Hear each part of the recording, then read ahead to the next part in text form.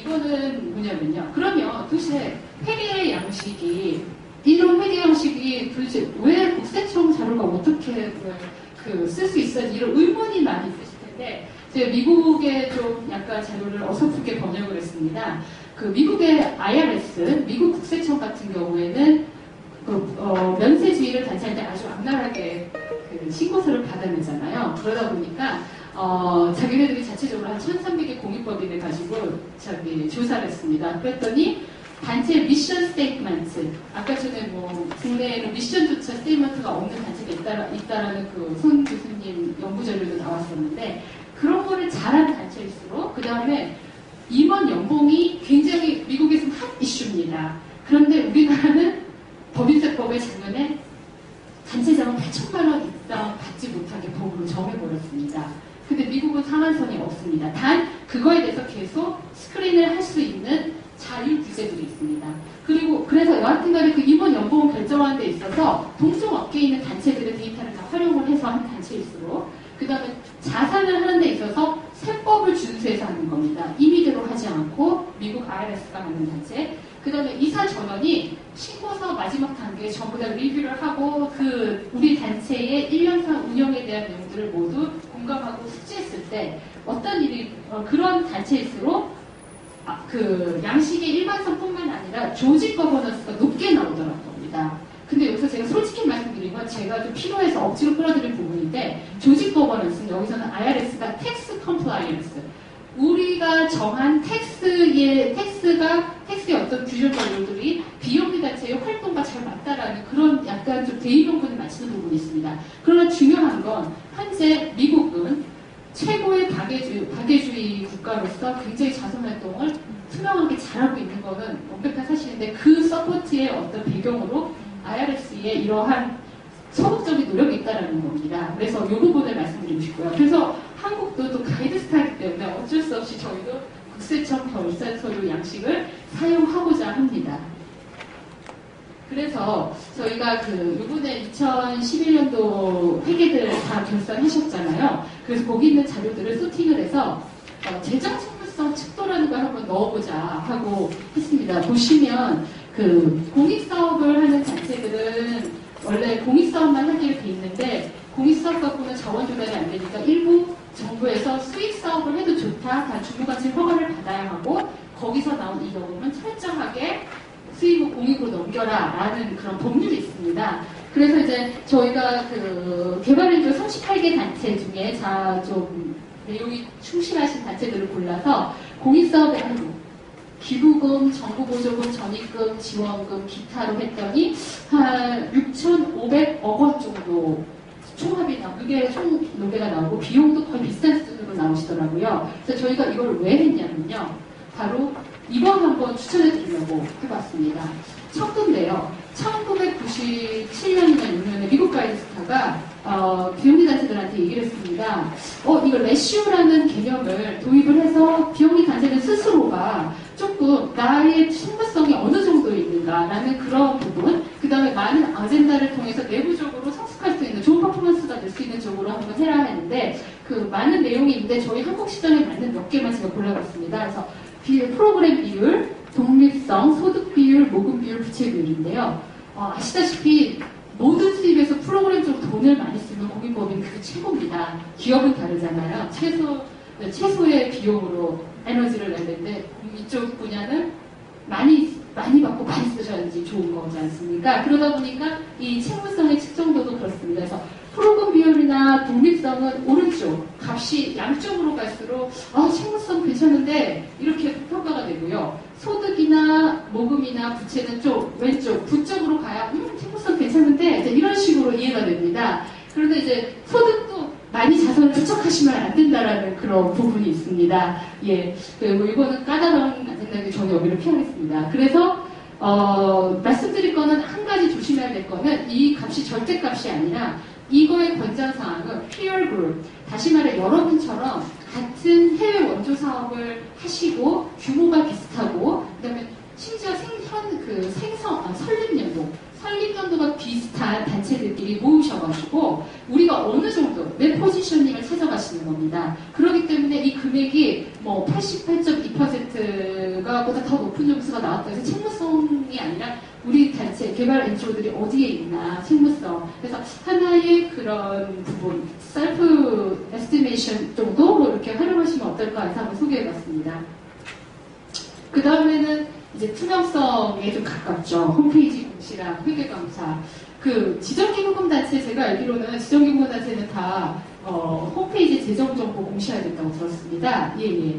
그래서 뭐 그 부분은 그렇고 두 번째는 회계감사인데요. 우리나라는 공익법인 자산 100억 이상, 100억 이상은 무조건 외부의 공익회계사라는 분으로부터 회계감사를 받아야 됩니다. 아까 전에 그 재정 청구성 송 교수님 통계자료에서 보니까 위쪽이 굉장히 높게 나오셔서 저희도 참 그 이유를 알겠는데 왜 공익법인이 회계감사하고 공시에 대한 의무를 갖냐라는 건 그 돈이 개인의 돈이 아니라 외부로부터 들어온 돈이기 때문에 선량한 기부자, 좋은 의도를 가진 기부자 또는 세금의 국민의 세금을 걷어서 대신 해주는 정부의 돈. 그렇기 때문에 이 돈 자체가 굉장히 잘 써야 하고 쓰는 거에 대해서 알려줘야 된다는 겁니다. 아주 베이직한 겁니다. 그리고 또 정부는 공익법인에 세금 감면을 해주지 않습니까? 어떤 내용이신지 아시죠? 공익사업에서 경비에 대한 일부분을 좋은 일에 한 경비를 대한 세금은 안 받는다는 겁니다. 그래서 법인세 감면이라는 전문 용어가 있는데요. 그렇기 때문에 이게 여러 가지로 공시나 회계감사는 굉장히 중요할 수밖에 없는 어떤 기본 윤리적인 그런 윤리적인 의무는 아닌가라는 생각이 듭니다. 그래서 더불어 기부자의 알 권리도 충족할 수 있는 일석이조 효과가 있습니다. 이거는 저희가 그 외부 회계감사 보고서에 대한 그런 좀 얼마나 중요한가라는 내부적인 통계를 돌려봤습니다. 그래서 외부 감사를 받은 군과 외부 감사를 받지 않는 군 두 분의 집단을 놓고 이렇게 집단 간의 무슨 T-테스트랍니다. 네, 저는 제가 한 게 아니라서 어려운데 그런데 외부 감사를 그 공익법인 168개 요번에 그 국세청에 있는 168개를 샘플링을 해서 한번 해봤더니요. 역시 외부 감사를 받는 단체들의 고유 목적 사업 비율이 굉장히 높다라는 겁니다. 아무래도 외부로부터 많은 조언도 들을 수 있는 기회가 생기고 잘못된 고철도 생기니까 당연히 이런 건 당연한 결과인데 이전에 페이지에 제가 말씀 안 드린 게 있는데 그 100억 이상만 사실 외부감사 받으면 되거든요. 근데 10억 미만도 개발 엔조 중에 많이 받으셨더라고요. 그래서 이게 왜일까 그랬는데 손 교수님 페이퍼 보니까 알 수 있을 것 같더라고요. 워낙 또 그 기준을 국제 기준을 맞추시다 보니까 또 셀프 레귤레이션의 부분에 대해서도 훨씬 더 익숙하게 눈을 뜨신 게 아닌가 하는 생각이 듭니다. 그래서 이제 마지막입니다. 저는 좀 짧습니다. 회계 기준을 한번 저는 여러분께 제안해보고 싶습니다. 왜냐면요. 지금 이쪽에 회계 비용, 저희가 보전하고 있는 분 중에 하나가 회계 기준이 없기 때문입니다. 지금 그 국세청에 있는 공시 양식 회계 기준 2003년에 회계 기준 연구원에서 만든 양식인데요. 다들 그러세요. 안 만든다고. 너무 안 만든다고. 그리고 국세청의 조사관은 하루에도 수백 통의 컴플레인 전화를 받는다고 호소를 합니다. 그런데 그 주체 세력이 정부가 아니라 바로 여러분이라는 것을 말씀드리고 싶습니다. 앞에 두 번째 줄에 개발 NGO의 활동을 반영하는 갭이라는 게 있대. 갭이 이게 의료회사 갭이 아니라 하나 A를 더 넣어서 Generally Accepted Accounting Principle 해서 일반적으로 통용되는 회계 규칙인데 이거 자체가 굉장히 수준이 높습니다. 관습화가 돼가지고요. 관습화된 법인데 이게 그 소위 기업들은 이게 잘 돼 있는데 우리나라는 이쪽에 개발 엔지오들은 요거에 대한 게 없고 하시는 단체 유형에 따라 또 관할받는 법령에 따라 다 다르십니다. 그렇기 때문에 이걸 안 하면 뭐가 문제가 생기냐면 뭐 공익법인의 효율적 운영 이런 거 다 좋습니다. 그렇지만 간접 경비에 대한 디베이트를 피하실 수가 없습니다. 간접 경비는 아시죠? 행정비용으로 보는 거. 그래가지고 월드투게더 페이퍼 잠깐 봤더니 간접 경비에 대해서 되게 이제 고충을 토로하시는 걸 봤는데 바로 회계 기준이 없기 때문입니다. 그래서 미국은 IRS하고 Financial 프라이빗 스탠더드라고 해서 이게 공공기관이면서 영리, 프라이빗 섹터에서 회계를 연구하는 어떤 집단입니다. 그래서 두 군데서 관리 비용과 모금 비용에 대해서 이제 기술을 했는데요. 이거 내용보다는 둘 다 대동소이합니다. 근데 이쪽에서 연구해서 이쪽 IRS로 넘기면 IRS가 또 세법 개정을 하고 이쪽에서 연구하는 데 있어서의 어떤 의견 수렴을 하는 또 참고들이 있습니다. 단체들일 수도 있고요. 그래서 저희는 이쪽 지금 여기 계신 부분이 이쪽 편에 쓰셔서 한번 회계 기준을 위한 발판을 마련해 보시는 게 어떨까 하는 저희 가이드 스타일 입장입니다. 왜 그러냐면요. 체리티 내비게이터. 저희는 체리티 내비게이터라고 저희를 소개하시는 분들이 있는데 저희를 좀 피하고 싶은 게 저희는 순위를 매기지는 않습니다. 순위를 매기지 않고 항상 가장 first priority가 저기 있다는 겁니다. 정보 서비스, 그러니까 로 데이터를 만드는 데 있다는 겁니다. 하다 보고 이게 납품하다 보면 조금 그럴 수도 있는데 그건 아니라는 거. 네, 그래서 체리티 내비게이터가 올해 10주년 맞이했답니다. 그래가지고 이런 간접 경비에 대한 걸 냈더니 한 아티클러, 비영리 아티클러가 이걸 정리를 했는데 33.1% 정도면 간접 경비 괜찮지 않느냐 이렇게 나오는 겁니다. 저 깜짝 놀랐습니다. 숫자적으로 33.5 엄청 많은 액수 아닙니까, 여러분? 그랬는데 미국은 회계 기준이 있고 그 단체 다양성이 있어서 이렇게 얘기한답니다. 간접 경비를 갖고 그 단체의 사회적 영향력을 평가할 수 있다고 생각하십니까? 이런 의견을 풀었습니다. 그 단체가 정말 잘하고 있는데 간접 경비가 높다는 이유로 어떤 자원봉사자는 그 단체에 갔더니 너무 잘해주는 거예요. 그리고 자기가 여기서 자원봉사를 했다라는 큰 어떤 만족감도 얻었는데 거기서 간접 경비가 높게 나와서 그 자원봉사자들 그 문제가 안 될 수 있다는 거죠. 두 번째 간접 경비 그거하고 좀 감사합니다.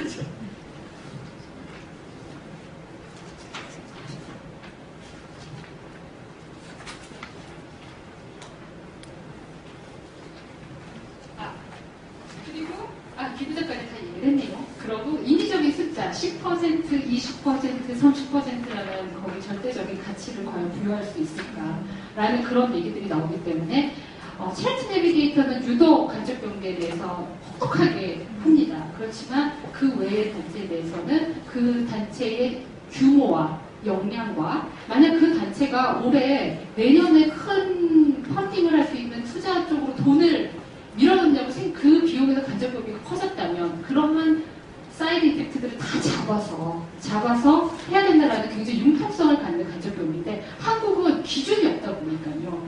이게 사회복지공무원의 특정원에서 말해서 그러는데 한번 스캔들 났을 때도 이 부분이 올라오지 않았습니까? 그러면서 10%인데 10%를 간접 경비를 한다고 들었는데 굉장히 저는 가혹하다고 생각이 듭니다. 굉장히 가혹한 수치인데 기준을 만들어 보시면 여러분의 자체가 더 지금 좋은 일 하시는데 더 좋은 일 하시는 데 있어서 어떤 걸음이 되지 않을까 하는 게 저희 간스타의 의견입니다. 그래서 저는 여기서 제 PPT를 끝내고요. 마지막으로는 개발 NGO와 회계연구원 같은 회계 전문가들 집단과 회계사, 그 다음에 가이드스타와 함께 회계 기준에 대한 부분에 대해서 공감대를 형성해주는 런칭을 하시는 계기가 오늘 이 자리를 통해서 마련됐으면 하는 바람을 여기까지 했습니다. 감사합니다.